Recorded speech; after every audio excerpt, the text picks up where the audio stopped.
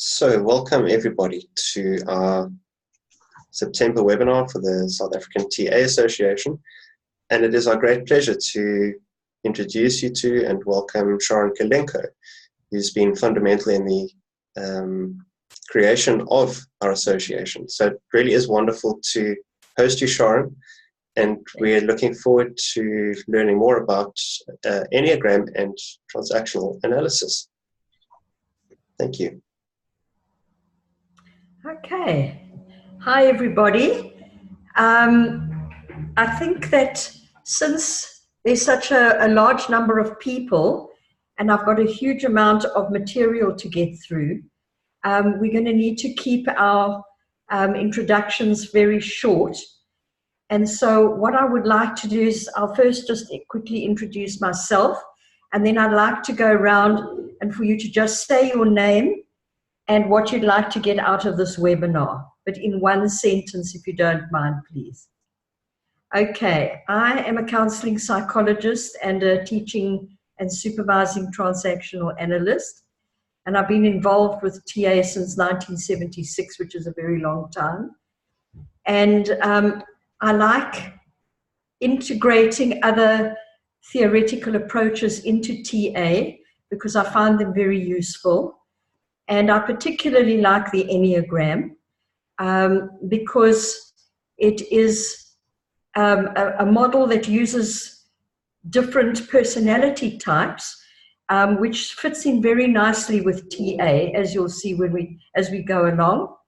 I think I've embarked on quite an ambitious project here, and I just hope that I can get through everything that I want to talk to you about today. So I'm going to stop there, and I'd like to welcome all of you. Okay, let's hear from you. Thanks, Sharon. I'll kick off. I've really been looking forward to this. My name is Alex van Oostveen. I'm the Vice Chair of the South African TA Association, and I'm based in Cape Town. I am interested to hear more about a TA lens on the Enneagram, because it's quite a popular coaching tool. Yeah. Great. Okay. Okay, I'll jump in. See, I'm next to Alex on the screen, on my screen. I'm Karen Pratt. I'm chair of the SATAA, a TSDA in education. I'm in Cape Town. I've met them at Enneagram over many years. I was in a fascinating workshop in Berlin with Dutch people linking TA and the Enneagram, but I always deepen my learning in conversation with others around a topic. So I'm really looking forward to the sort of interaction we're going to have so that I can deepen it even more. Lovely to see you again. Thank you.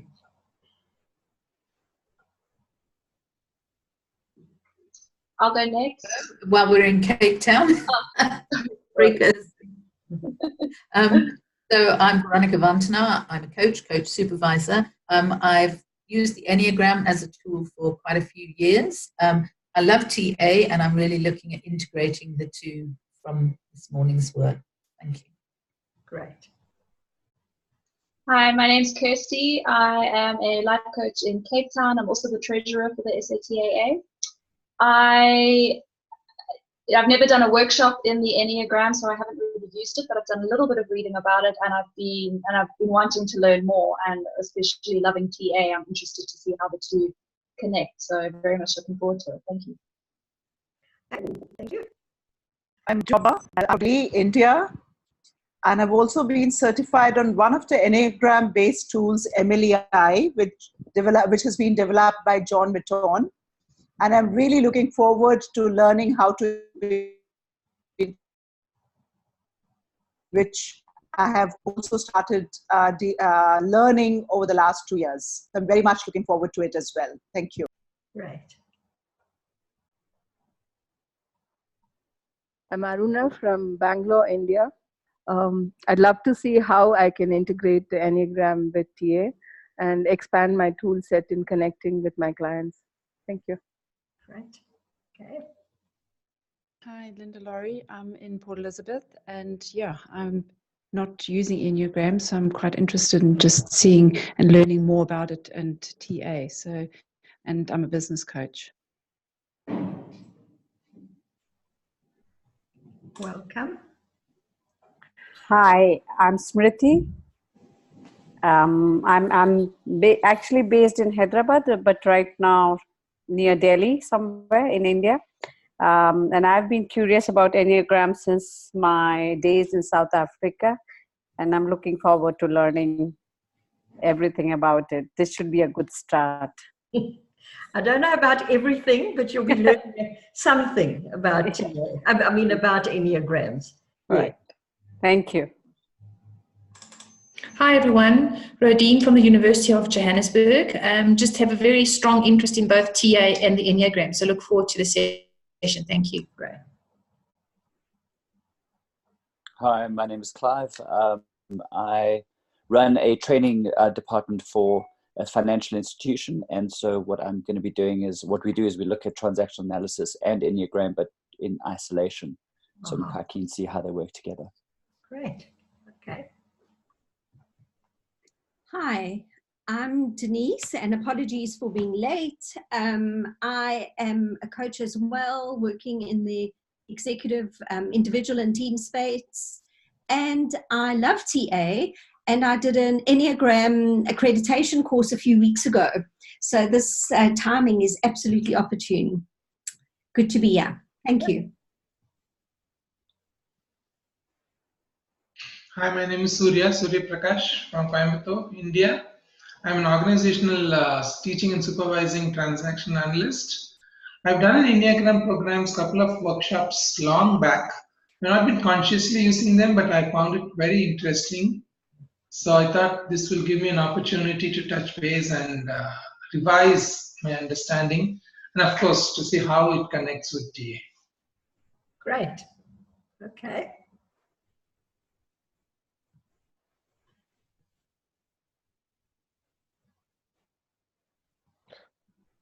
Well, I'll go next. My name is Anand. I'm from Bangalore, India.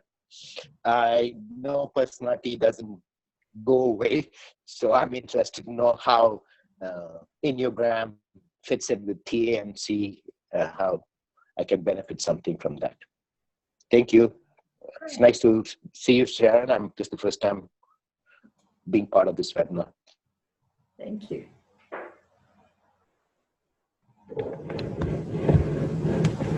In Cape Town.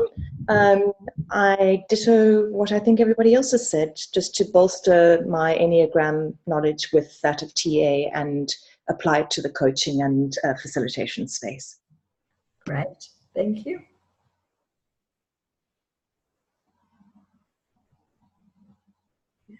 Are we done? I can't see everybody, so it's very hard to know whether we've...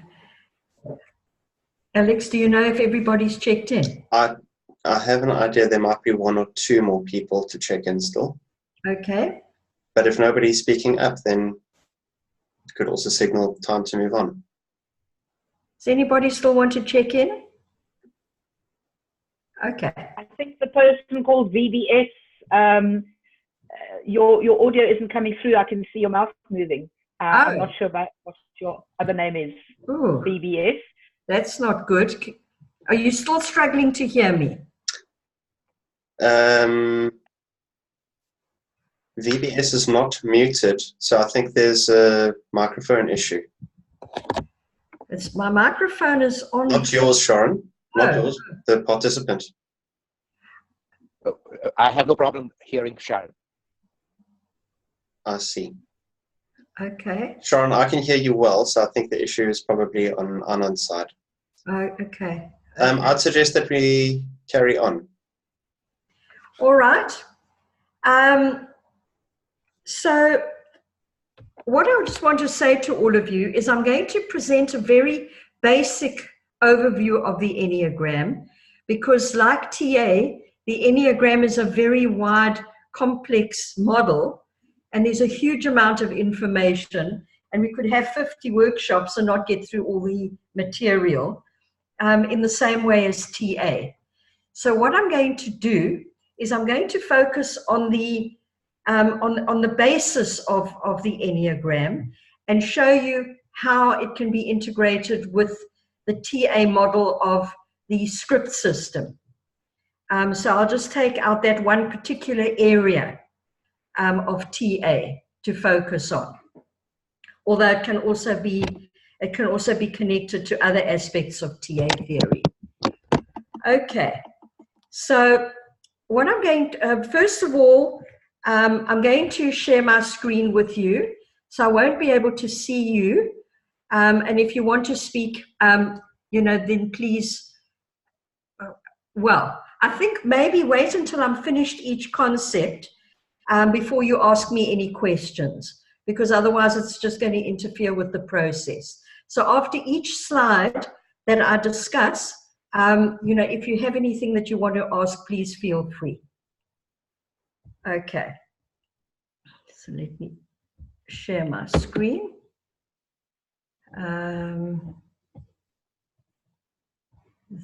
Yes. Okay, so the Enneagram is a model for understanding 9 different personality types. Now, Ennea in Greek means 9, and this is a diagram that has been created so that you can understand the different aspects of personality. Now, obviously, there are many different models of personality, but the Enneagram just happens to be a very useful one, and I like to use it because I think it's simple, like TA, in terms of understanding, although it can be very complex. And now I don't know why how do I move this thing across, Alex? Let me just... do you want to move to the next slide? No, I want to move it to the left so that, anyway, it doesn't matter.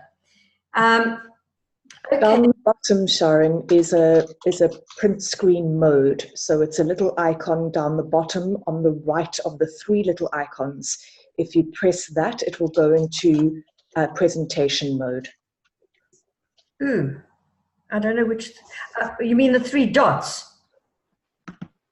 I mean, there are 3 little icons at the bottom of your screen next to your volume of speaking, and it's the right one of the 3.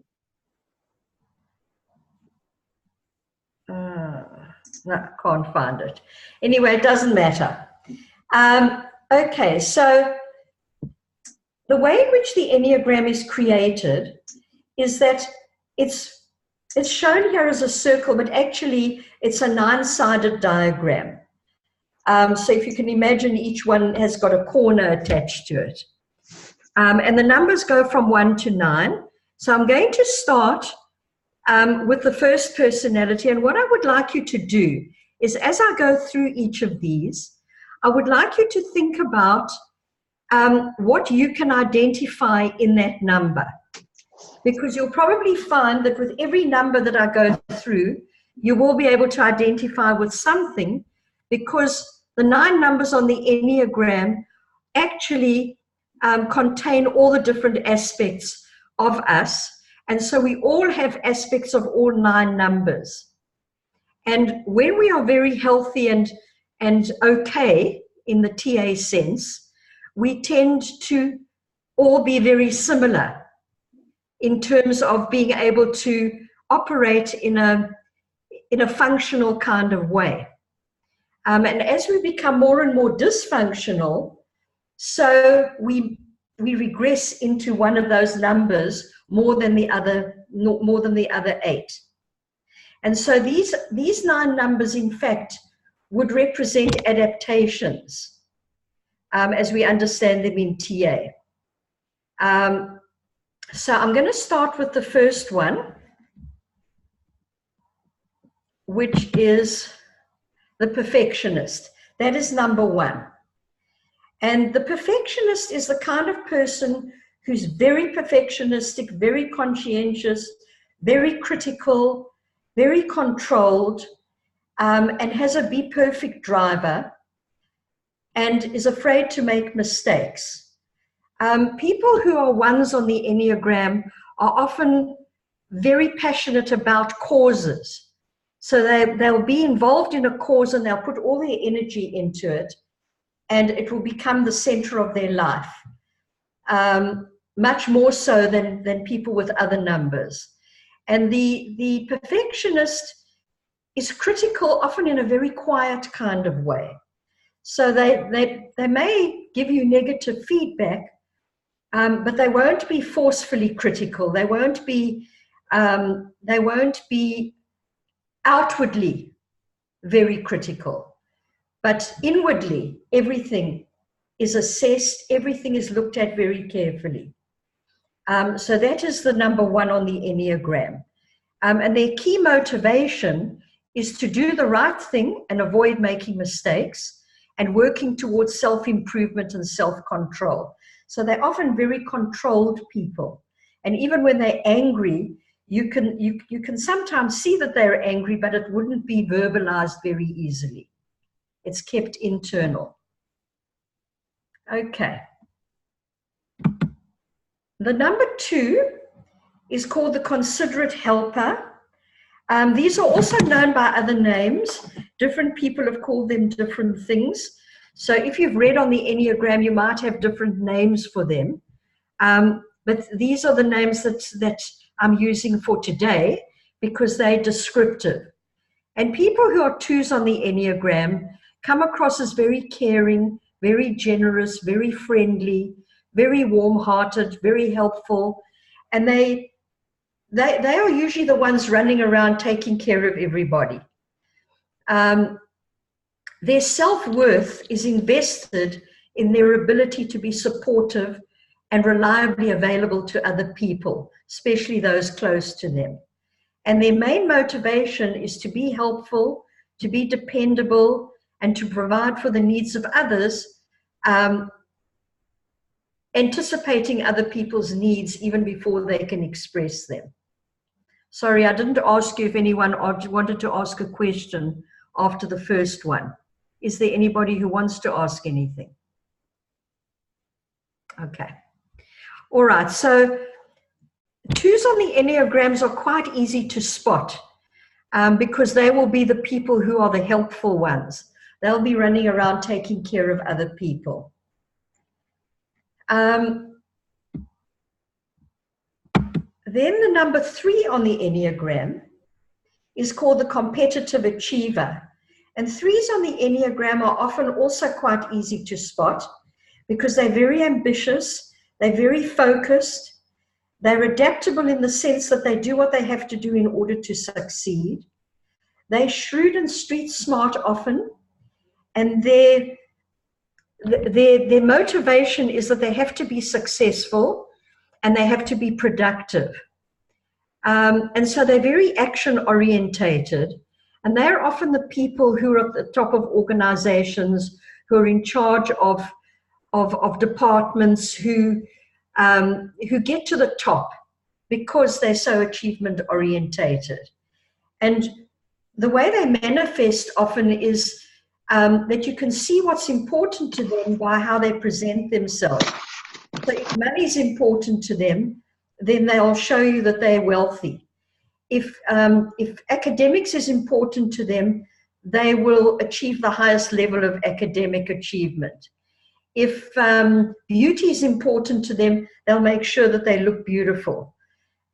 So you can often see with a 3 where their goal is. And so people who make it to the top are often 3s on the Enneagram. Not always, but often. And for them, good performance, high performance is a priority. Any question? I'm just going through these fairly quickly so that we can get to use them.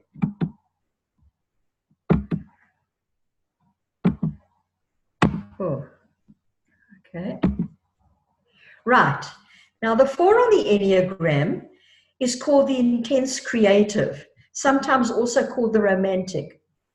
And 4s on the Enneagram tend to be very deep feeling, deep thinking people.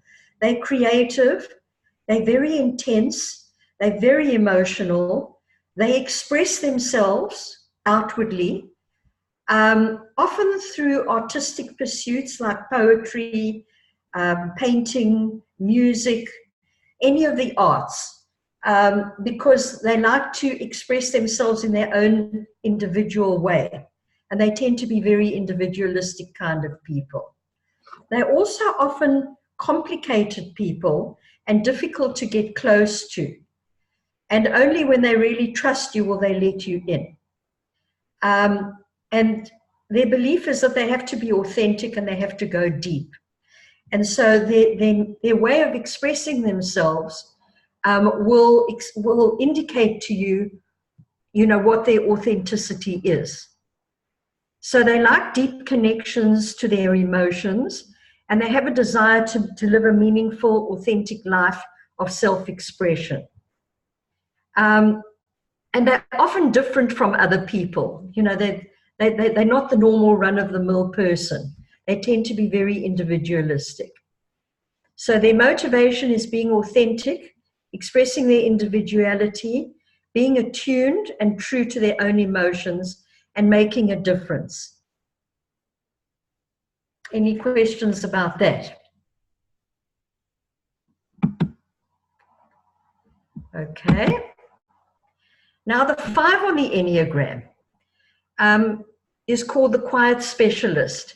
And 5s are also fairly easy to spot because they tend to be very quiet. They tend to sit in the background. They can be very present, but they don't get involved to the same degree as other numbers on the Enneagram, because they're quite detached and private, and it's very difficult with a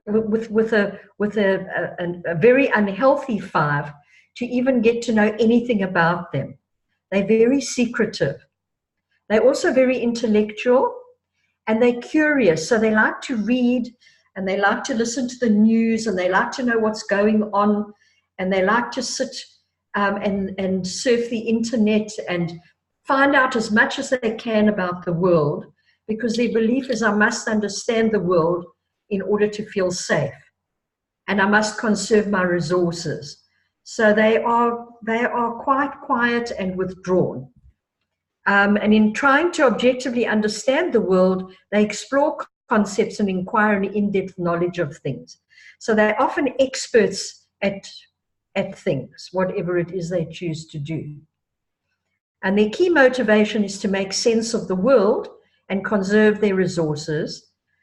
They avoid dependence at all costs, and their pursuit is a pursuit of knowledge. And they're often loners. They often don't have partners or don't get married or don't get too deeply involved in friendships. They keep their distance. Okay. Any questions about that?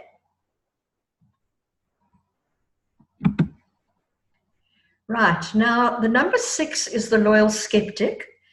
And the 6 is a more complicated number to understand than any of the others, because there are 2 types of 6s. 6s, firstly, all 6s are cautious, loyal, anxious, and alert. And I think the key here is anxious. They tend to be anxious people, and their alertness is about looking for danger, looking for problems, looking to see what they need to prepare for so that they don't have to face any unexpected surprises. And their belief is I must be vigilant because otherwise I'm not safe, and I must be responsible. And they're very aware of threats and what can go wrong, and they're careful about who they trust, and they work towards creating safety and stability in their lives. These are the people that will always think about the worst catastrophe that could happen, and then look to see how they could cope with that. Their key motivation is creating stability and safety, protecting themselves, avoiding threats and risk, and being loyal and responsible. They're great people to have on a team if you want work done, because they take their work very seriously, and they're very responsible, and they work hard. Now, the 2 types of loyal skeptics are the ones that are so anxious that it's hard for them to be out in the world. And the other type will feel anxious but do it anyway. So they'll go to extremes in order to face their anxiety. So it's just two sides of the same coin, but they still sit with the same internal anxiety. They just deal with it differently. Any questions about that? Okay.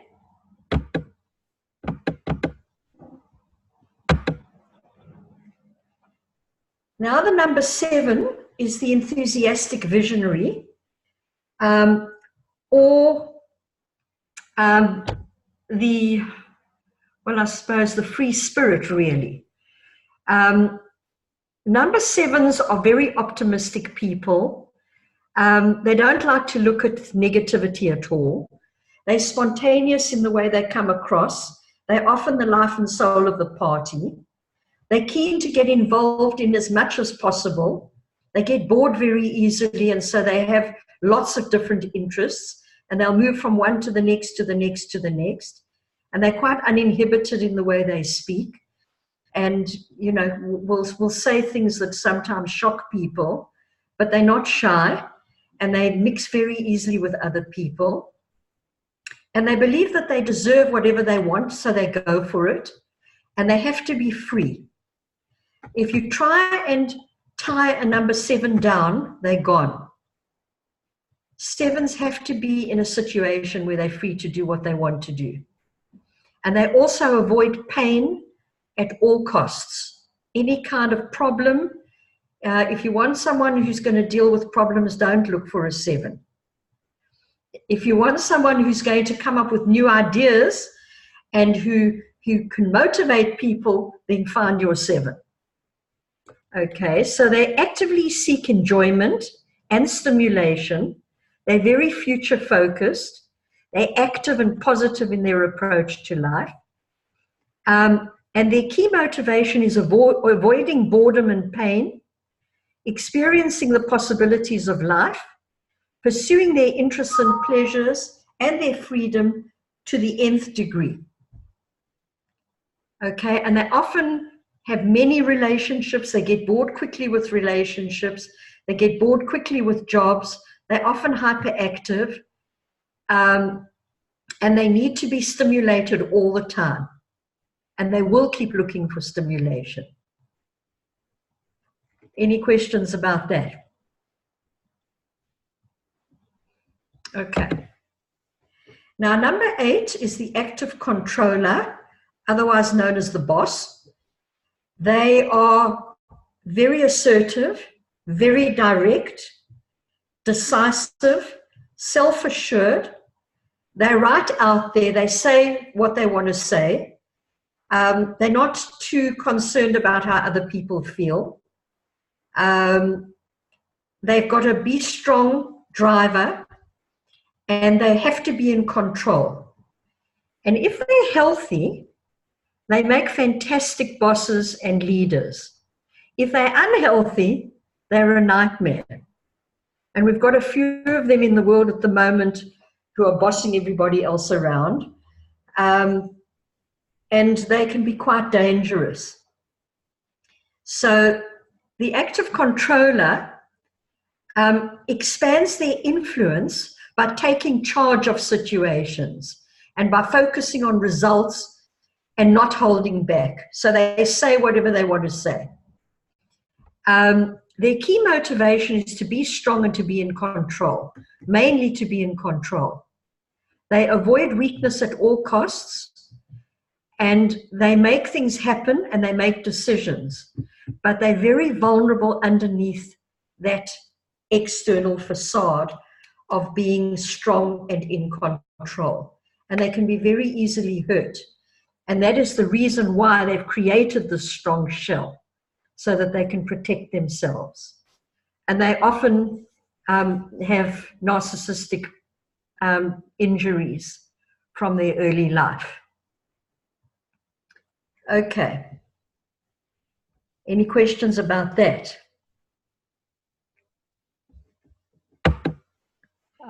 Sharon. Yes. Yes, Smriti here. What do you mean by narcissistic injuries? I didn't understand that. Okay, sorry, that is a therapeutic term. It would be otherwise known as a narcissistic personality disorder. But if we are not using the DSM-5, which I don't like to use, then we call it a narcissistic injury. All right, thank you. And it's generally got to do with being pushed aside, being discounted, not being acknowledged, being emotionally injured. That's really what it's about. All right, thank you. Okay. So number 9 is called the adaptive peacemaker. And number 9s are easygoing, non-aggressive, accommodating, and patient. And they try to create harmony and avoid conflict. So they patiently work towards a harmonious environment, and they can go with the flow while at the same time being aware of other people. Their key motivation is to promote harmony and peace, and to get input from other people and create comfort and routine and avoid conflict. And of course, these also make amazing leaders if they're healthy. And I think Nelson Mandela was a 9 on the Enneagram, because they are able to really stay with whatever they're dealing with and find the most productive, peaceful way out of whatever the problem might be. And so healthy 9s make wonderful CEOs, although they often don't get there because the 3s and the 8s are busy vying for that position. But yes, so that is the 9. When they're unhealthy, they become quite lazy and slothful, and they are fence sitters because they can't make a decision either way, and they like to agree with everybody. So that's the negative side of the 9. But the positive side is that when they're functional, they're amazing. And of course, all of us have the 9 within us. And the 9 is actually probably what we would aim to be, because we would be understanding of other people, be looking for productive outcomes, working from our adult ego state, and looking for problem solution rather than conflict. Okay, any questions there? Okay, now let me... I have a comment. Yes. It seems like there is a lot of overlap with the personality adaptation style also. I'm picking up a lot of brilliant skeptic when you were talking about loyal skeptic. I was picking up some of the schizoid when you were talking about the quiet specialized, the number 5, sorry. Yeah. So I see a lot of overlap. Is there a connect? There is overlap, and it's not always easy to determine, especially from the outside. Okay. And that is why it's important, from my perspective, I use it more for counseling and for coaching and stuff like that, where the person has to find their own number rather than someone else finding their number. Okay. Because there are various ways in which we can look for our number. This is just the first way, which is our external behavior and what other people can see. But there are people who are very difficult to assess and to find out what number they actually are. And then we have to start looking deeper. But I prefer people to find their own number if possible. Okay, that's good. Thank you so much. Okay. All 9 types have something essential to contribute to a thriving, balanced work environment, as well as to a world environment. We are all needed, and we all have something to offer. And we need to develop ourselves to the point where we can offer what we have to offer. Okay, and that's for me what the purpose of the whole exercise is, because then we're operating at our optimum level, which is hopefully what we're all aiming to do. Okay, so what I want to know now, I'm going to go out of this so I can see you all, is whether people recognize themselves in any. I'm not going to ask you what number you are, but did any of you recognize yourself in any of these numbers? Just raise your hand if you did. Okay, that's pretty good. Alex, are you not sure? Okay. What type would that make me if I wasn't sure? What type would it make you? Not the type that you are. Oh, you've called me out. Interesting. But I don't want to analyze you. I'd rather you analyze yourself. Okay. Of course, if you're working in an organization or you're working with teams, you know, then it is quite important to find out from the people in the team and by watching how they operate in the team, what number they are, so that you can see what they can offer in terms of their skills and their personality to the smooth functioning of the team or the organization. But again, it's better for them to find out for themselves and then to have a look at the dynamics of the team they're working in to see if there are too many 8s or there are too many 3s or there are too few 2s or whatever it is, so that the team can actually be well-oiled and work. Now, what I want you to do next is I want you to take Sharon, that. Yes. I was just wondering when you made that joke with saying that you're not the personality. Like, I can identify with a number of numbers in different stages in my life or different career position, but now I seem to have shifted from that. Yeah. Is that a natural process? I think as you grow and by definition become healthier, you progress to the higher levels of health, because in the Enneagram, and I'm not going to go into this because there's too much, but there are 9 levels of health, and when you're at the top level of health, you tend to be able to draw on the aspects of all the other numbers, so that you can actually do whatever you have to do. But when you regress, you're going to regress back to the number that you were before, because that is your original adaptation. And in terms of those fixations that Eric Byrne spoke about in his original model of ego states, where you have the child ego state being a series of concentric circles, where the newborn child is in the middle, and then you've got your Russian dolls around it. Those are the levels of development that we go through.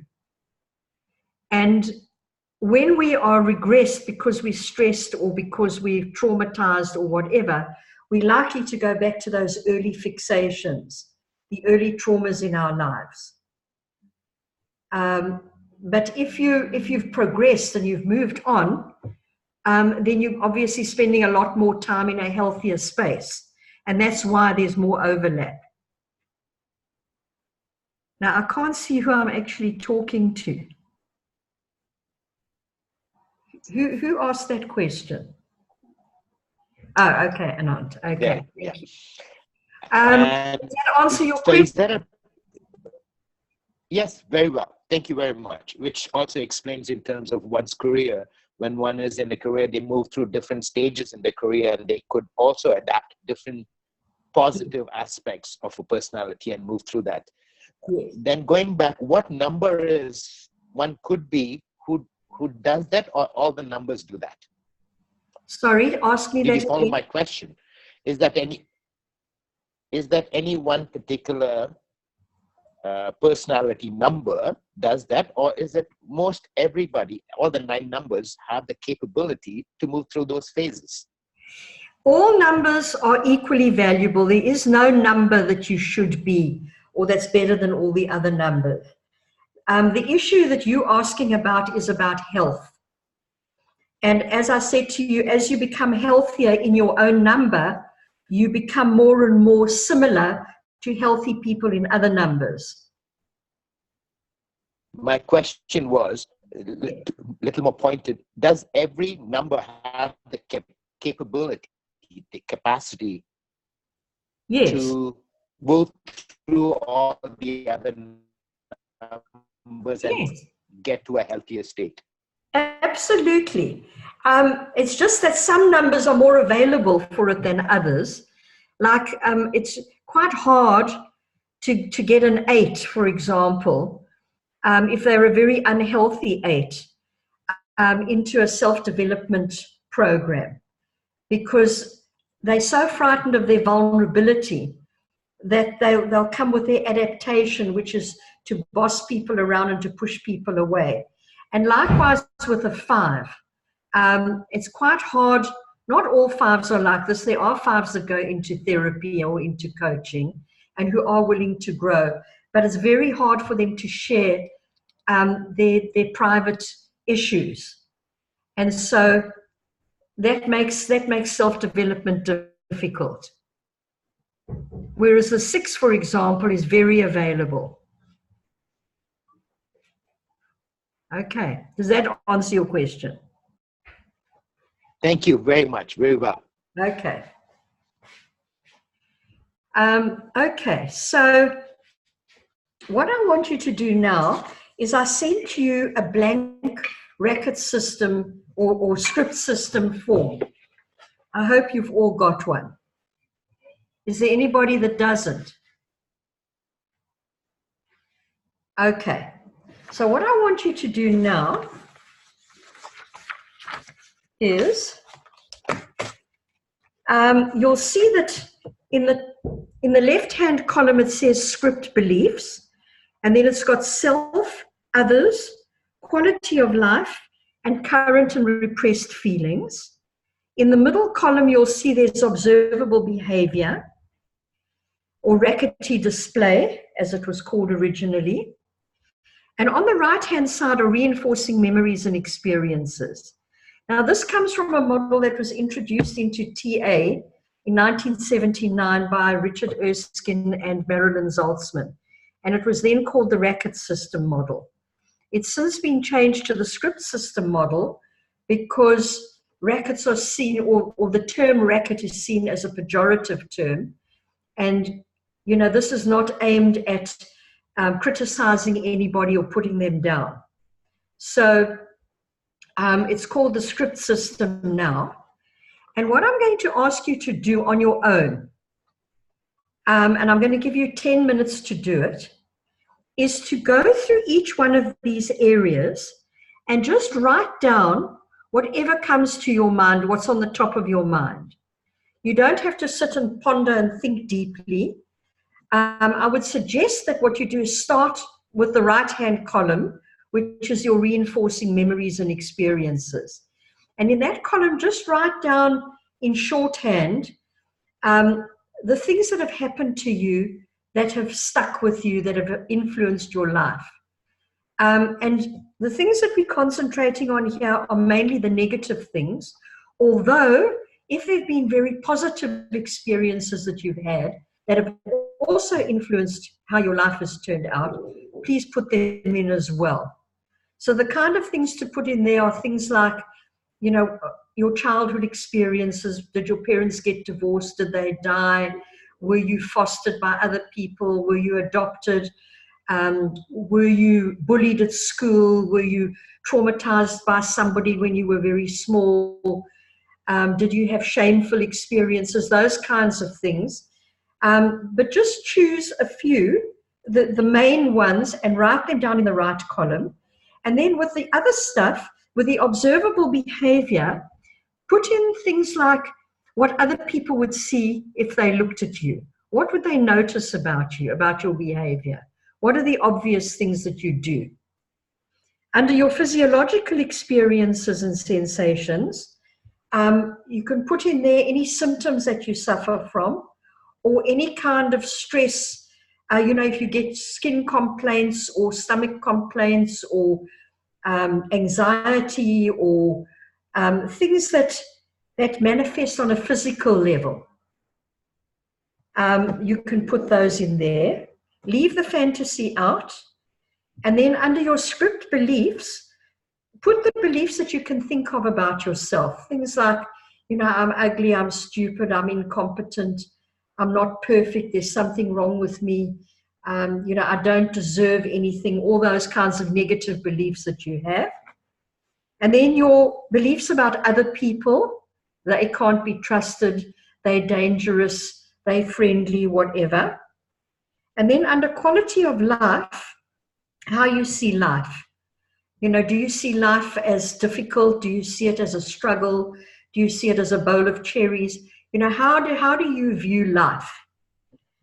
And then in the bottom one, under current and repressed feelings, put in what would be called your rackety feelings, or the stamps that you collect, your negative feeling collections. Those are the feelings that I would like you to put in there. And I'm going to give you 10 minutes. Just, if you can't do something, just leave it blank, because we're going to go through it together and you'll fill it in as we go. So just to have a start.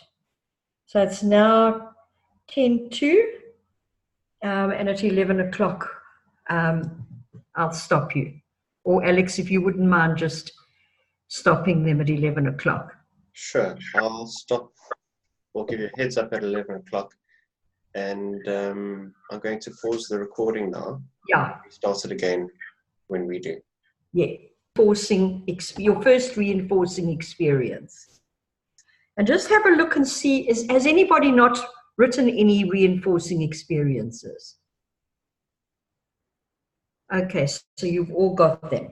Okay, so the first one, when you experienced that, whatever it was, what did you believe about yourself? And put that belief under self. You can just add it to what you've already written there. Whatever belief came out of that experience about you, write that under beliefs about self. Then, what did you believe about other people as a result of that experience? And write that under others.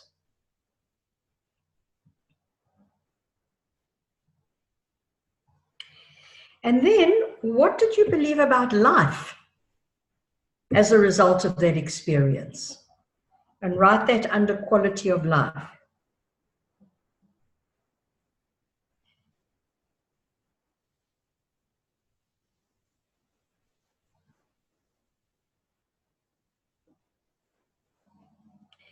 And what did you feel when that happened? What was the feeling that came up for you as a result of that experience? And write that down under current and repressed feelings.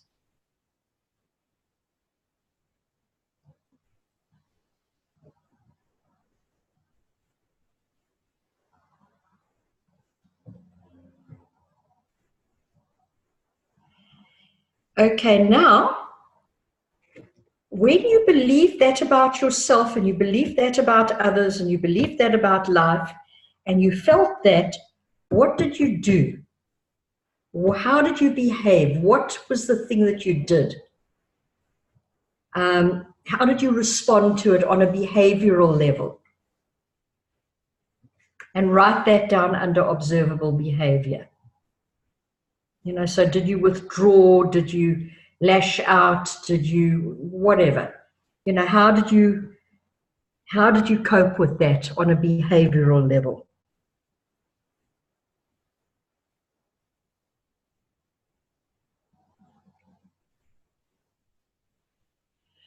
And then, did you have any bodily sensations when you believed that about yourself, others, life, and when you felt that and when you behaved in that way? Was there any physiological response? Did you perspire? Did you shake? Did you tense up? Did you get a stomach ache? You know, what actually happened to you? And put that under physiological experiences.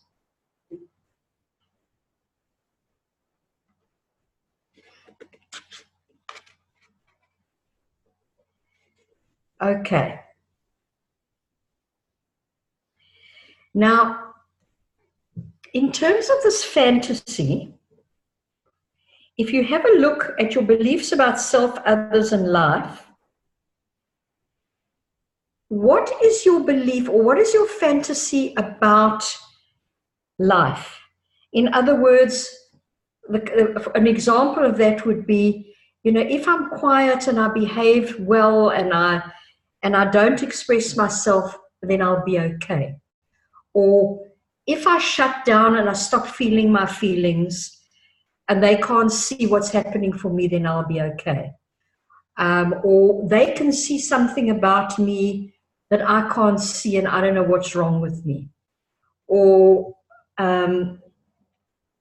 if I get to the top of my game and I'm the best at whatever it is, then I'll be okay.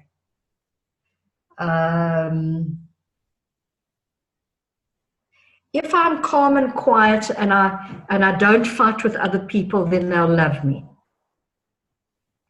If I'm helpful and I do things for other people and I'm unselfish, then I'll be loved. Those are the kinds of fantasies that we have. So if you have one, or if you're aware of one, write it in there. If you don't, it's fine.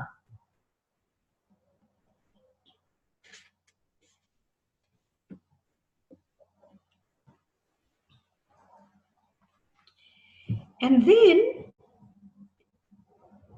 if you have got a fantasy, on the basis of that fantasy, what did you decide was the way you were going to live your life so that you could achieve your fantasy? Did you decide to be strong, to be perfect, to be popular, to be beautiful, to be clever, to be successful, to fade into the background? What was your decision about how you were going to live your life?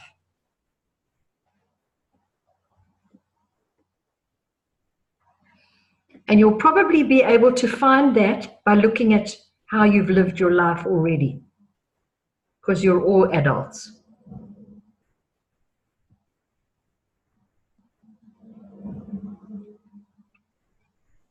Okay.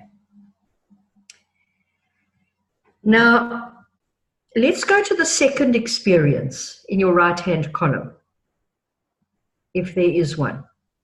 And I'd like you to do the same thing with the second experience that you did with the first one. When you had that experience, what did you believe about yourself? What did you believe about other people? What did you believe about life? What did you feel? What did you do? What did you experience in your body? You just have to go that far. And then after that, what was the outcome of all of those things? So when you had those beliefs and you had those feelings and you behaved in that way and you felt physically the way you've written down, what happened next? What kind of feedback did you get from the environment? How did others respond to that? And you can write that under reinforcing memories and experiences.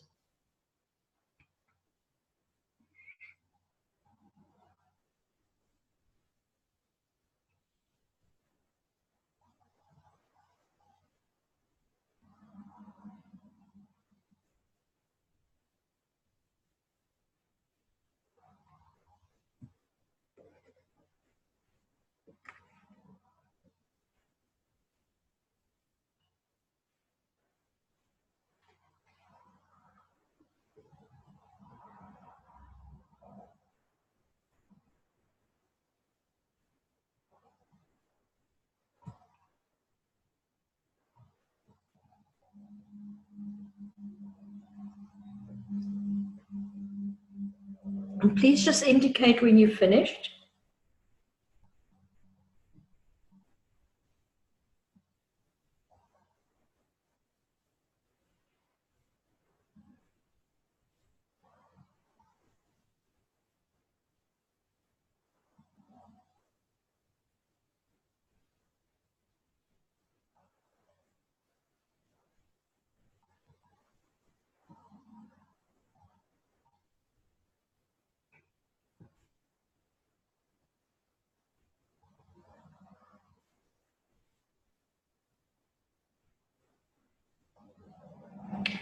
Okay.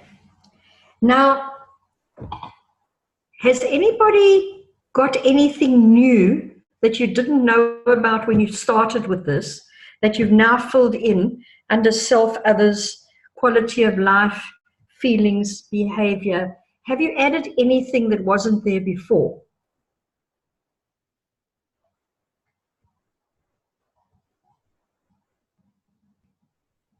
No? Yes? So, okay. Yeah. Perhaps I can say that I am aware, and it is familiar territory, but this is a very powerful exercise. I could really feel so much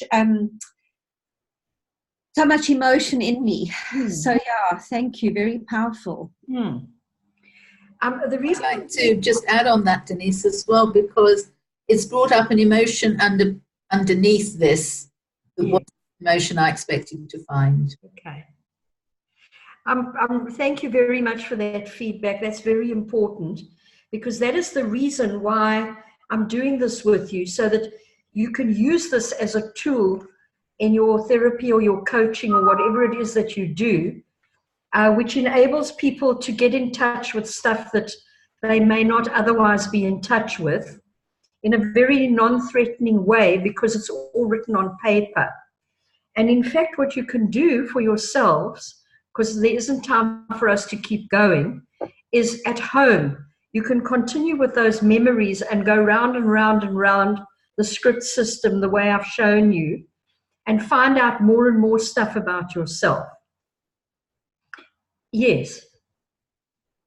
Did you want to? Yes, I wanted to ask the question that on the first time when we did that exercise, the question that you asked, that on the basis of your fantasy, what did you decide about how you were going to live your life to achieve that fantasy? Yeah. That is connected to the script decision that we took. Am I correct about that? Yes, that is your script decision. Yes. And of course, you know, if you're working with TA and using it as a tool for whatever kind of work you're doing, it's very useful for people to know what their script decision was. And often we're not aware of it until we start doing something like this. And it might take a number of, you know, you might have to go round and round a few times. Yes. I actually had a connected question. The second time when you asked us to repeat it, and you added a question that how did life or environment actually respond when we carried out our decision? Yes. So that makes us see whether it actually fulfilled our fantasy, or whether we could recognize, whether we could be making ourselves self-aware to change our script decision, because it didn't really lead us where we wanted to achieve. Exactly. Okay, thank you. I was just seeking that clarification. Thank you for clarifying. Thank you. That's a very good question. Now, for those of you who use the script system in your work, one of the things that I have found extremely useful is the fact that because you've got beliefs, feelings, behavior, physiology, fantasy, and past experiences, you can actually design the intervention that you want to use with a client if you're using this one-on-one. Because what I normally do with my clients is, if I use this system, I say to them, now that you can see this in front of you, where would be the easiest place for you to start? You know, where should we start with this? What would you like to work on first? Do you want to work on your beliefs? Do you want to work on your feelings? Do you want to work on your behavior? Do you want to work on your physiology? Or do you want to go back into the past and do regressive work? And generally people choose behavior, but of course there are people who choose the others. And then it gives you a platform to make a contract, a working contract with your client.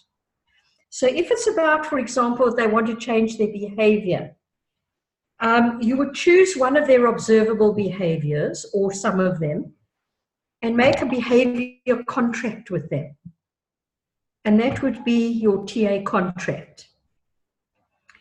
The beauty of the system is that because it's a circle, as you can see, that you keep going round and round and round and round, and each time you go round, you add more stuff.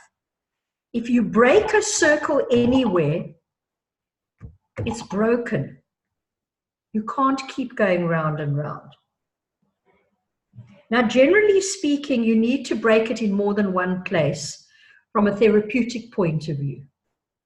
And I guess from a coaching and a counseling point of view as well. And that is why you have techniques like cognitive behavioral therapy, or you've got emotional behavioral therapy, or you've got whatever. You know, you have combinations. Because then you're working with two aspects of the script system instead of only one. And once you've got that kind of working contract, then you can start designing a treatment plan or a coaching plan or whatever plan you're going to work on with the client.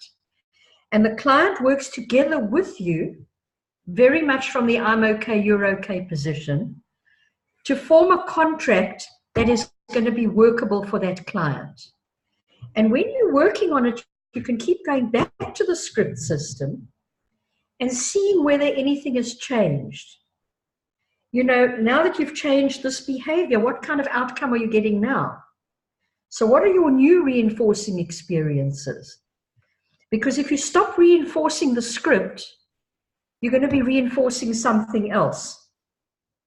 And that's what we're aiming for. We're aiming for people to change their behavior in a way that works for them and reinforce that.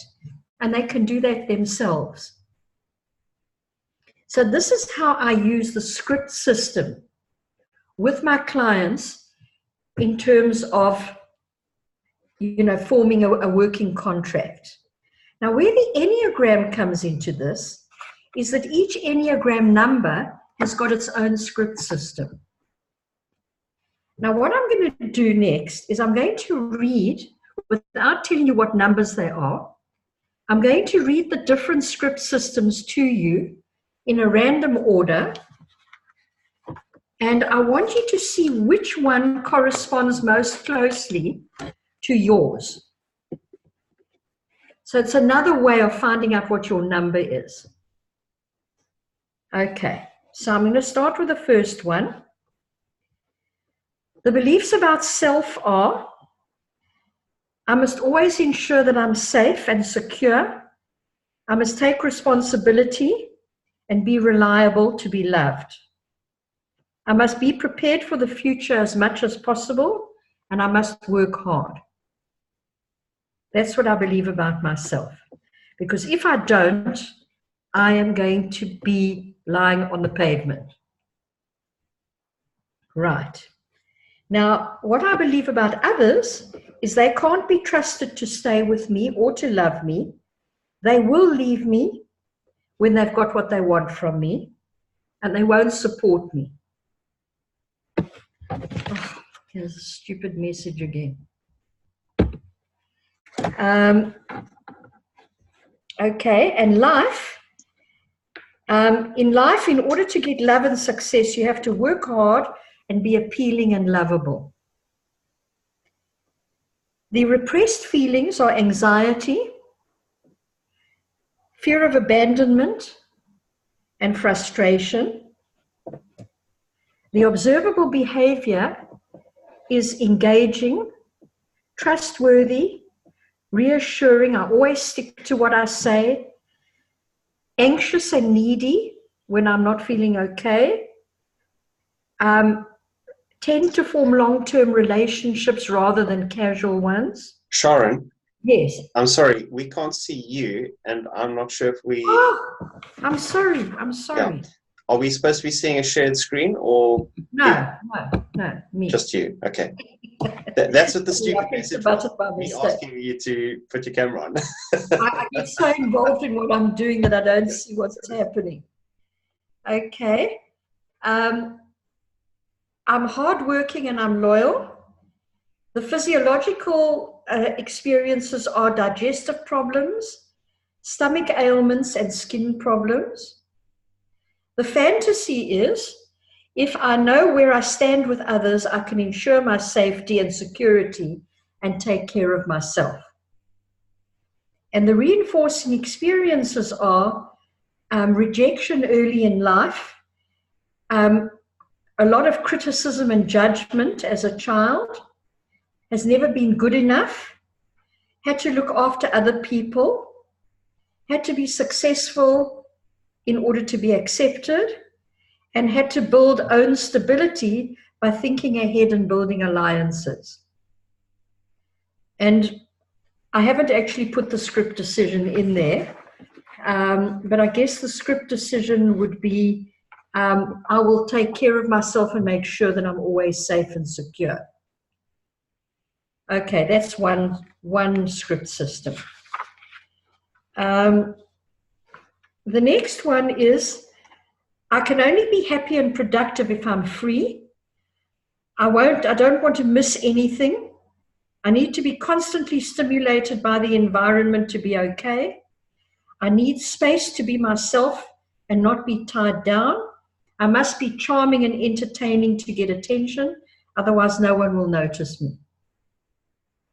Other people, they better accept me as I am. I have to amuse them to ensure that they like me. I must always be up to date with everything going on in the world and have the latest of everything. Quality of life, the world is my playground and has many possibilities for me. Life is exciting and interesting. The repressed feelings are anxiety, frustration with other people because they don't want to come with me. I'm happy when I'm playing, and depression. The observable behavior is very lively, very busy, spontaneous, versatile, cheerful, very scattered, creative, looking for excitement everywhere, talking a lot, excitable, sometimes out of control, especially of emotions, resilient, and sometimes impulsive in speech and behavior. The physiological sensations are exhaustion, anxiety attacks, and asthma. The fantasy is, if I'm free, I can enjoy all the pleasures that life has to offer and no one can stop me. The reinforcing memories have had to take on too many responsibilities at a young age, have not experienced much structure and discipline in my childhood, had difficulty learning at school, learned to be charming in order to get my needs met. I had positive social experiences when I was charming, but I struggled with committed relationships and have had many failed relationships, inability to settle down. Sorry? Will we get these systems relating to Enneagram so that we can have these scripts when we're working with clients? I guess you could. It's going to be a major thing for me, so it'll take me time because I'm going to have to scan all of them and then print them and then email them. So it's quite a process. But if you want them, then I can send them to you. I would definitely like them. I'm not sure about everybody else. All right. So what I'm going to ask you to do then is, if you wouldn't mind all please emailing me and just asking, and then I can just email you back. Okay. Thanks. All right. And another option would be that you just send it to me, and I've got the list of all of the registrants, and then I can just send it out to everyone. I'm still going to have to scan them and print them in order to send them to you. Yeah, we yes, really I can appreciate do that that. with pleasure. Yeah. Thank you. Okay. It'll just take some workload off you if I send it out to everyone. Okay, thank you. All right, now the next one is, I'm in control. I know what's right and wrong. I must be perfect to be okay. I am mature, rational, and reasonable. Everything has to be right in my world. Others, they must be perfect and do it my way. They must respect my knowledge and ability. The quality of life, I'm responsible for making the world a better place where right and truth prevail. The current and repressed feelings of fear of failure, righteousness when things are done correctly, and anxiety. Observable behaviors, rational and self-disciplined, idealistic about the world and the way people should be, very self-controlled and unemotional, perfectionistic with myself and others. I stand up for principles that I believe in, will take action to rectify what I see to be wrong, have great integrity, I'm controlling towards others and judgmental, fair and honest. You can hear the contradictions. And I can justify and explain all my actions. I'm conscientious, and I let my conscience be my guide.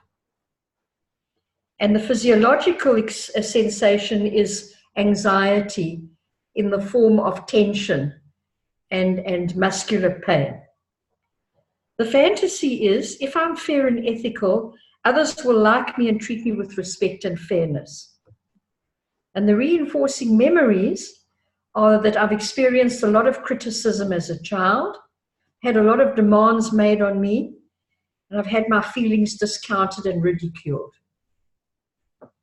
Okay, now obviously I'm not putting in everything because it would just be too long. Okay, now the next one, beliefs about self. I must be kind and giving to others. I'm friendly and non-critical of other people, and I have to please them to be accepted. My belief about others is that they are dependent and they need to feel cared for by me. And they will only like me if I care for them. The quality of life, it is only okay to take care of others and see that they are always okay. It's not okay to take care of myself. The current and repressed feelings are anxiety, fear of rejection and abandonment, resentment when I'm not appreciated, and shame when I'm feeling ignored. My observable behavior is I'm always helpful and pleasing. I'm sensitive to the needs of others. I'm empathic and I listen to other people's problems. I never make demands for myself. I'm thoughtful and giving. I'm friendly no matter how I'm feeling. I don't criticize or judge others. I'm sometimes overly intimate and sometimes intrusive. I'm self-sacrificing and I can't say no. The physiological experiences are a spastic colon, digestive ailments, and skin complaints. And my fantasy is, if I care for others, they will like me and will need me and therefore not reject me. And the decision is I will put others first and cope with my own needs alone. So there is a script decision. The reinforcing memories, this person has been responded to when they care for others and act unselfishly. Usually they've had to take care of their parents. Have experienced being discounted for having feelings and needs.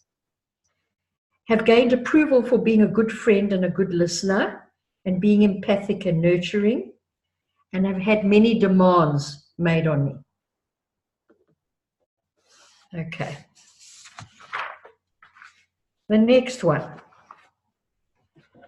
I'm efficient, competent, practical, and I can adapt to other people's opinions if I have to. I'm competitive and driven. I need to be the best in order to be okay. I must be strong and never vulnerable, and I'm different from other people. Others. What other people think of me is very important to me. They will shame me if I'm vulnerable.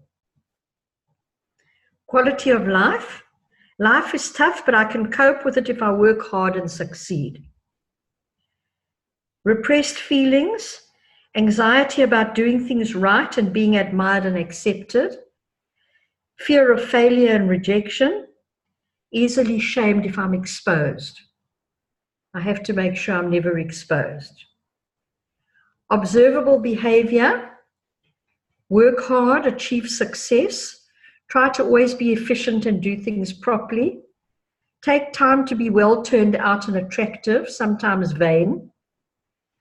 I treat others well and take note of how they respond. I adapt to what is required. I'm assertive. I will go to any lengths to please people and do what I have to do. I tend to mix with successful people. I can be quite self-involved. I'm pragmatic and solution-focused. I'm focused on developing myself to impress others, and I try to be special and exclusive. Emotionally controlled and out of touch with feelings. Physiological sensations, stomach ailments, tension, bladder and kidney problems. Fantasy. If I work hard and succeed, I'll be valued and accepted. The script decision is I'll be as perfect and strong as possible to avoid being rejected. The reinforcing memories are being valued for achievements at a young age and also being valued for the ability to cope with difficulties. You're such a strong child. You're so adult. You can cope so well. Never having been loved unconditionally. Felt ashamed of failure and weakness, especially at school and stuff like that, where you don't do well or you're not good at sport or whatever it is, or you're bullied. Have been rejected or pushed aside by important people, and I've had to cope alone.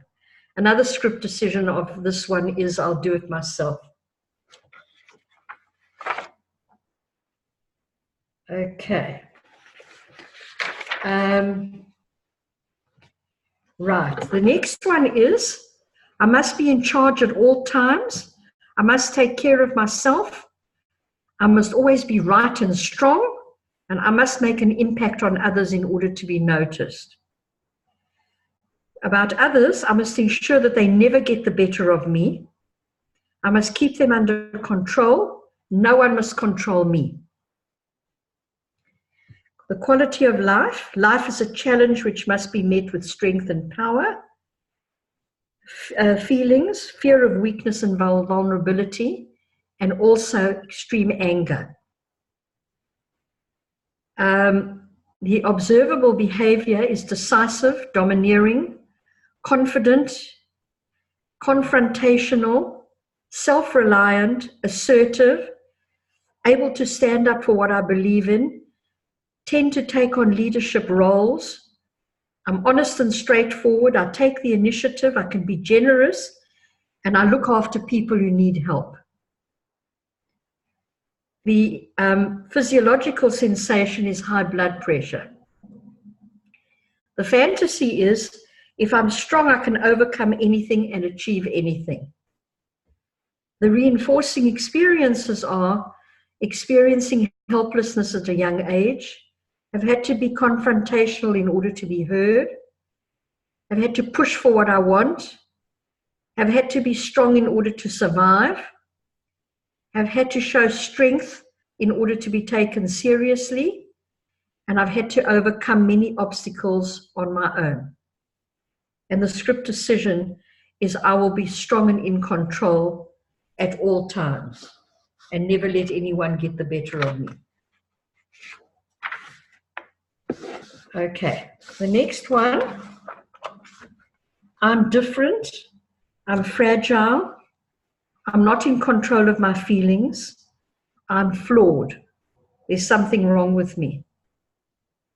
Others, I must always keep my promises to them. I must be gentle with them. I must be careful not to hurt them because they know my secret. The quality of life, the world is a fragile place and I must be careful not to disturb anybody. Feelings, sadness, hurt, and feeling overwhelmed.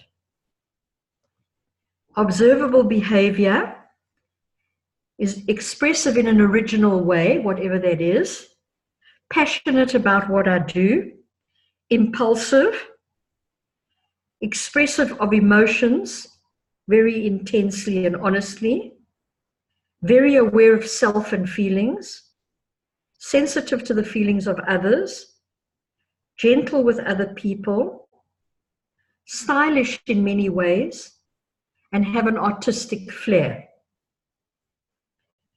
The physiological sensations are digestive problems and eating disorders. The fantasy is I will only be noticed if I'm different and expressive, and other people know things that I don't know and they won't share them with me. Okay. And the decision is I will hide my flaws so that they can't see how damaged I am.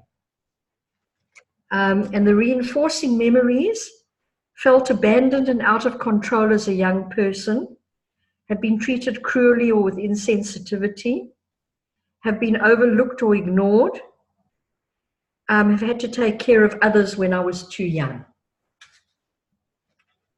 Okay. Next one. I have to accommodate others to be liked. I must avoid conflict at all costs to be safe. I must keep the peace and avoid disturbance.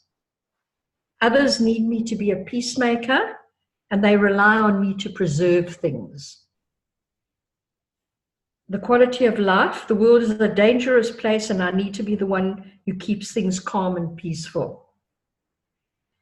The feelings are anxiety and vulnerability. And also underlying anger.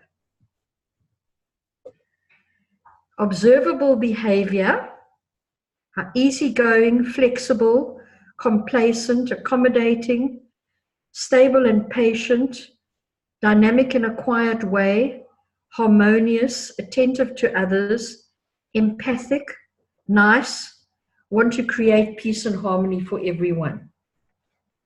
The physiological experiences are digestive problems and anxiety disorders.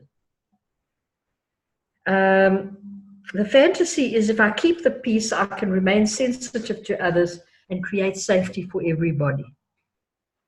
And the experiences are a lot of trauma as a result of early disruption in life, having experienced extreme conflict in the family, having found that the only way to survive is through being agreeable and complacent and tolerating others even if they're unreasonable. And the script decision would be, I will be agreeable and accommodating and keep the peace at all costs. Okay, and the last one, belief about self. I need to be clever. I need to be innovative. I need to be perceptive.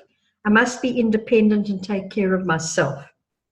With others, I can't rely on anyone. Others cannot be trusted. Quality of life. Life is complicated and I have to understand it as much as possible in order to master it.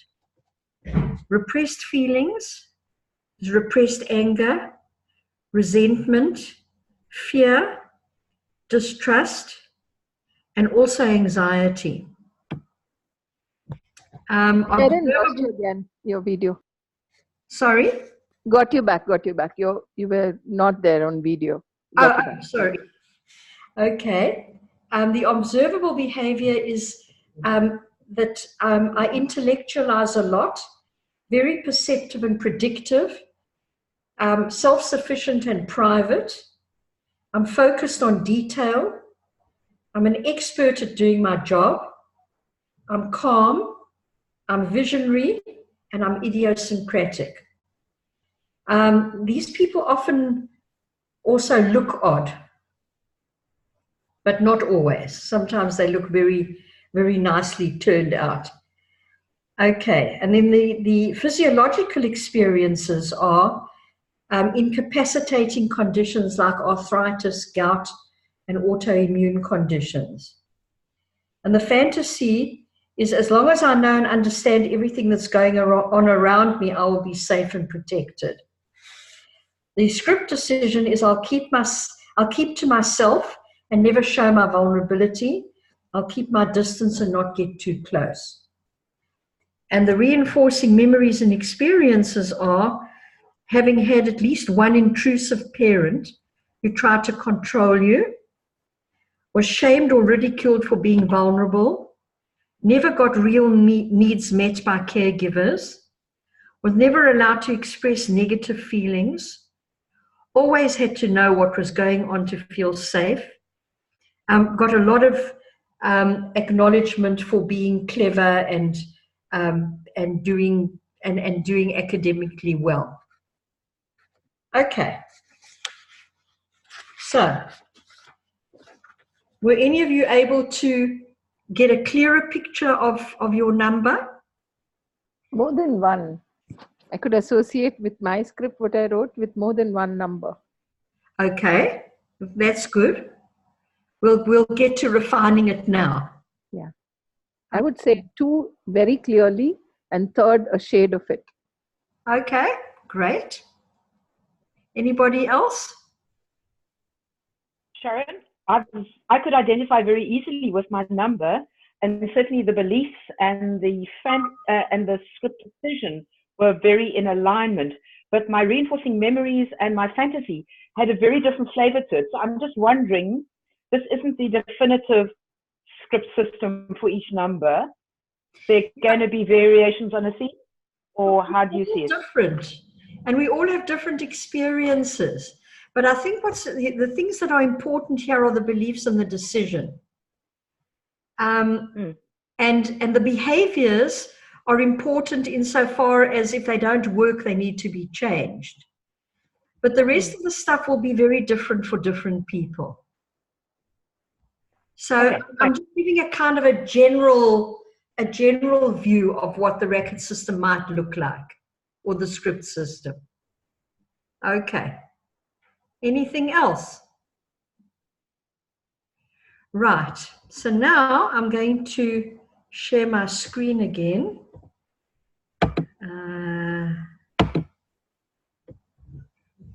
Right.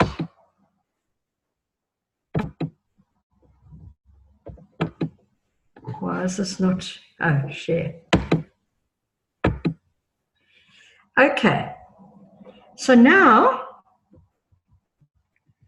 what I want to, and this will answer a lot of the questions that some of you asked earlier,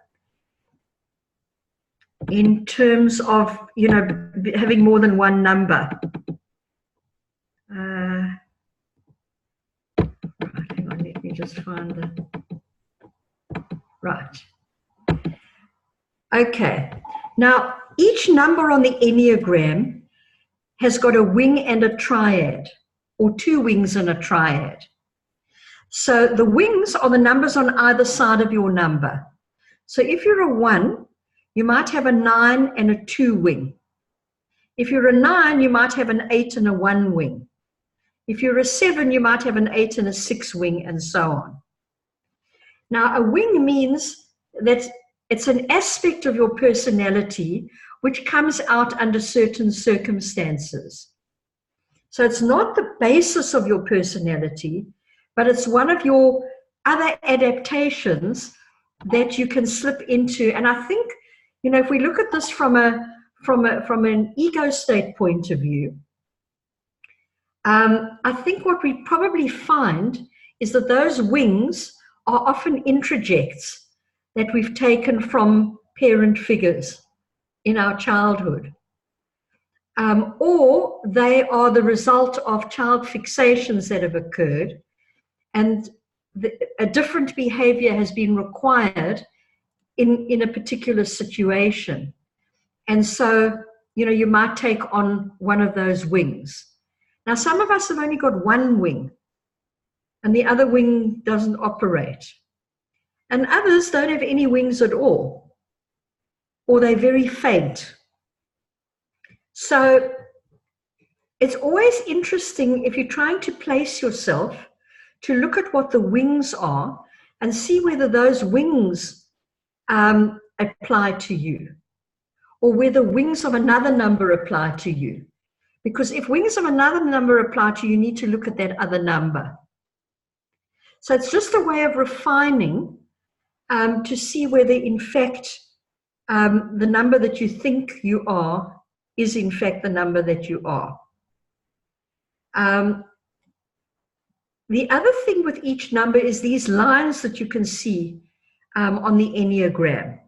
You'll see that the 9 is connected to the 6 and to the 3. And that is called a triad, that triangle. And with a triad, we tend to move towards one of the triad numbers from our number when we're feeling good, and we tend to move towards the other one when we're feeling stressed or bad. So that's another way of refining whether, in fact, you've got your right number or not. So, for example, let's just say that you're a 6, or you think you're a 6. When you're feeling good, you'll move towards the positive aspects of the 9. And when you're feeling bad, you'll move towards the negative aspects of the 3. So the negative aspects of the 3 might be extreme competitiveness, preoccupation with how you look, so driven that you walk over other people, all those kinds of things. You might move into that 3. And when you're feeling good, you might move into the adaptive peacemaker, so that you're then very calm and peaceful, and you actually help other people and you get on well with others. So those will be the numbers that you will move to under those circumstances. And you'll see that each number has got its own triad. So the 1 moves to the 7 when they're feeling good, and to the 4 when they're feeling bad. And remember, it's the positive aspects of the 7 and the negative aspects of the 4. The 2 will move to the 8 when they're feeling bad, and to the 4 when they're feeling good. So it's the positive aspects of the 4 and the negative aspects of the 8. And so on. Okay. So these wings and triads will explain to you why sometimes you show the characteristics of another number. But it might indicate to you whether you're feeling good about yourself or whether you're not feeling good about yourself, whether you're healthy or whether you're unhealthy. And that is the value of the triads, to see, are you regressing to a number, or are you progressing to another number? And with the wings, these are, as I say, variations in your personality on either side of wherever you are. I have a question. Yes. So it is always the number to the left that directs the positive, and the number to the right, which is under the stressful. Is there a pattern there? Sorry, I can't hear you very clearly. Just ask me again. Okay. The last thing that you mentioned was in a triad, there is, if you identify with a particular number, you associate with one of the numbers for the positive aspects, which is when you're in health, and you associate with the negative aspects of another number in the triad for the unhealthy or the stressful times. Yes. So my question is there a pattern that do we look at the number to the left for the positive and the right of that number for the negative? Is there a pattern? No. No, the left and the right both have equal value for you in terms of seeing parts of yourself. And you may not have one on either side. You know, you may have no wings at all. Sharon, maybe I can help. I think Aruna is trying to find out how you know which one is going to be the negative and which one is the positive. So, I see. Thanks, Alex. That's right. I was also wondering. That you will find out on the. I sent you this table, and on the table, on the second page, at the bottom you can see. Hang on, is it the second page? Yes, in the middle of the second page, it says security point. So for the number 1, which is the first column, the security point is number 7, which is positive. And then,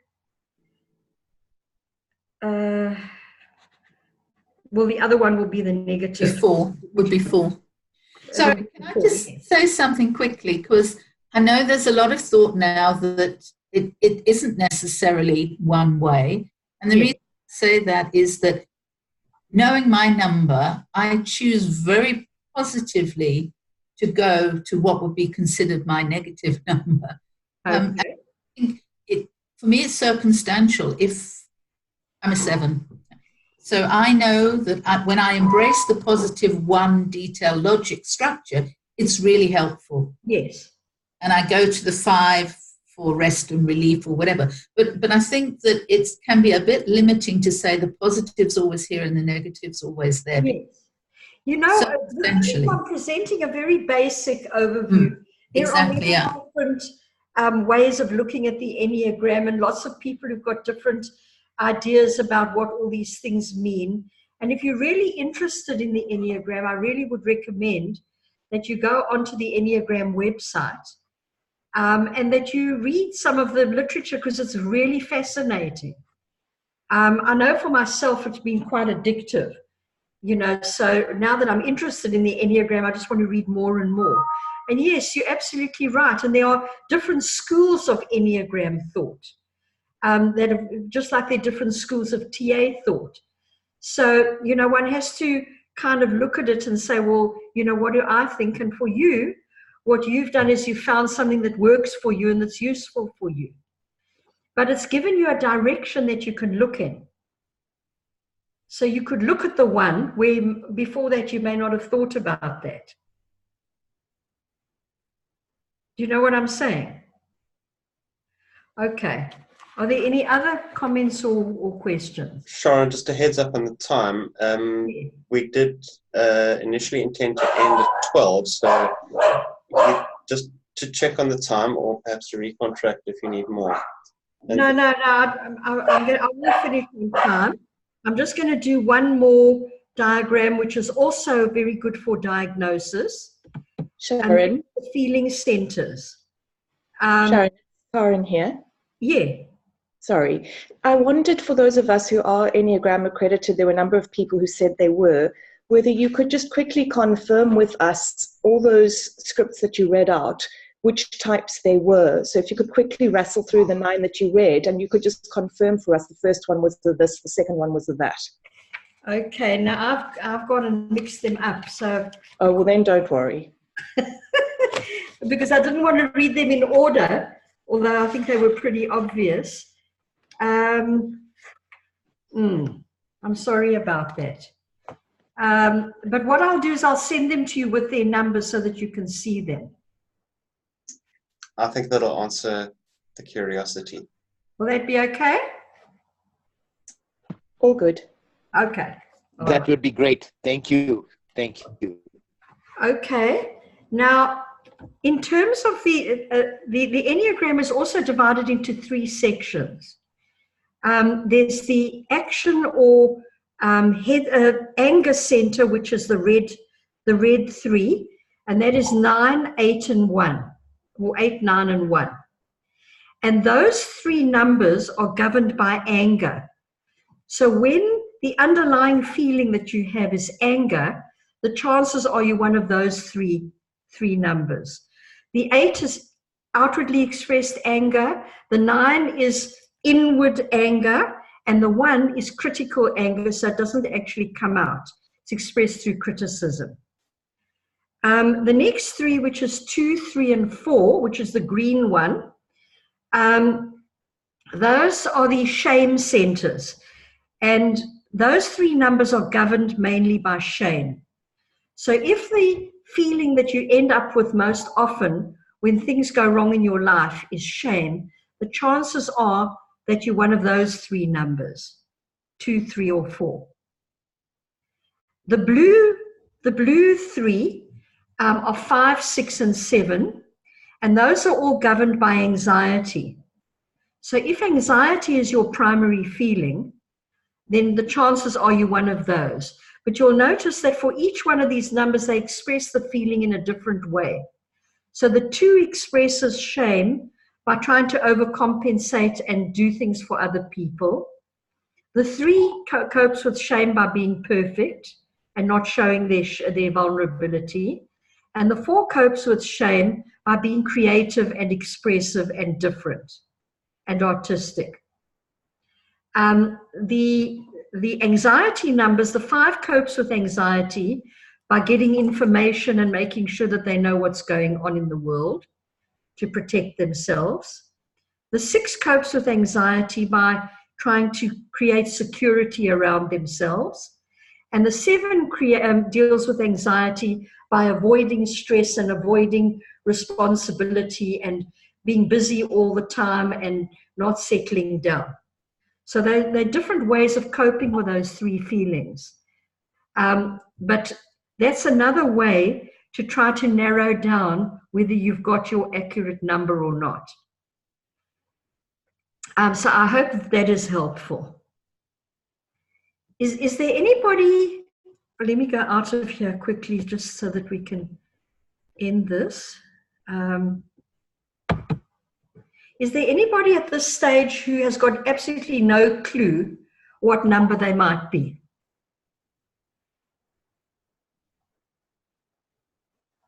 No? Are you all sure? Or not sure? For me, I could relate to one very closely, and the others I touched on quite a bit. And that when he explained the wing, which sort of answered some of my doubts about that. So I need to read into it, and then I'm looking forward to the material you're going to send. You're looking forward to what? Especially as you read getting the material that you're going to be sending to us or to Alex, and Alex would then send it. Okay.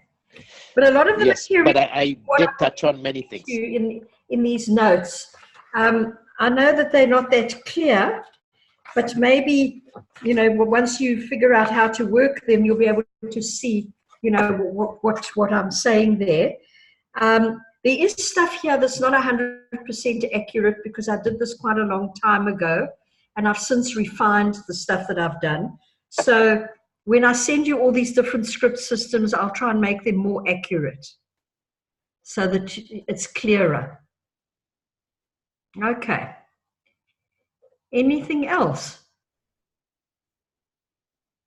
Did anybody not get what they were hoping to get from this webinar? Okay. I hope that you'll be able to now use the Enneagram and be able to integrate it with TA, and that you'll be able to use the record system, to recognize things. And what you'll find with the record system or the script system is that in actual fact, the behavioral aspects all correspond in their negative, the negative aspects of the behaviors correspond to symptoms on the DSM-5 for those of you who are practicing as psychologists. So, it also helps with if you want to diagnose. I prefer not to diagnose. I prefer to have people have a look at stuff and work with what they can see and, make a contract around that. So, yeah. Thank you for joining me. And thank you for participating. And yeah, I trust that you'll use this to your advantage. So Sharon, on behalf of the SATAA, I'd like to thank you. Your love of the topic, your integration of so many different things in your life really shone through. And I loved, although you didn't name the health system, I loved the way you started to encourage us to, when changes are happening and they get reinforced, we're actually creating a new health system. So grateful thanks for sharing and willingly sharing all your material with us as well. Thanks, You're Sharon. so welcome. Thank you, all of you. Okay.